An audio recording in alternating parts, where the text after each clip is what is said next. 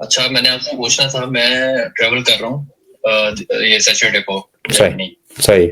और उसके बाद तकरीबन यूरोप इटली जाऊंगा, फिर उसके बाद स्पेन का मोड है। तो मैंने पूछना था, अगर मैं पासपोर्ट अप्लाई करूँ तो क्या उसका पॉसिबिलिटी है?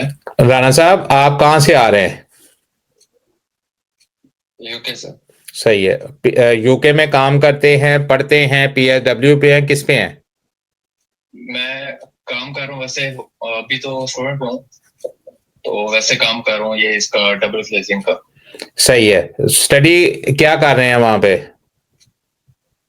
मैं MSc इंटरनेशनल रिलेशंस। सही है। इसका मतलब है कि अभी आपका कितना टाइम पड़ा हुआ है यूके में? अगर आप ये क्लास पास कर लेते हैं तो PSW पे कब जाना है? मेरी डिग्री एंड हो रही है जनवरी में, नेक्स्ट ठीक। मंथ। इसका मतलब है कि अगले अगले महीने में आपने PSW पे चले जाना है।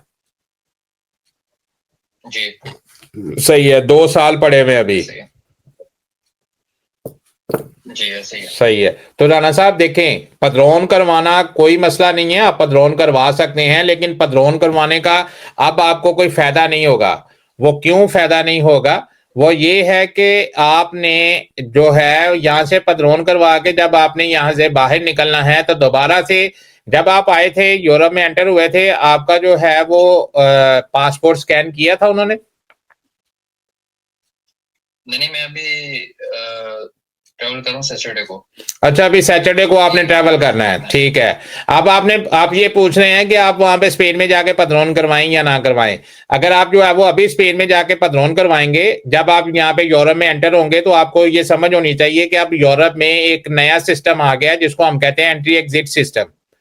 एंट्री पे भी आपका पासपोर्ट और आपका फिंगरप्रिंट होंगे, एग्जिट पे भी आपके फिंगरप्रिंट और आपका पासपोर्ट और तस्वीर उतरेगी। और ये जितने दिन भी आप यूरोप में रहेंगे, ये शेंजन इंफॉर्मेशन सिस्टम में रिकॉर्ड हो जाएगा कि ये जो राणा साहब हैं, इन्होंने 10 दिन का वीजा लिया था मिसाल के तौर पे ऊपर, लेकिन ये यूरोप में इन्होंने 5 दिन गुजारे हैं और ये टाइम से पहले जो है वो यूरोप से निकल गए हैं। ये एक अलर्ट जनरेट हो जाएगी शेंजन इंफॉर्मेशन सिस्टम में। अब इस अलर्ट का मकसद क्या है? इस अलर्ट का मकसद ये है कि इस ऐसे लोगों को ट्रेस आउट करना। ऐसे लोगों का पहले क्या होता था,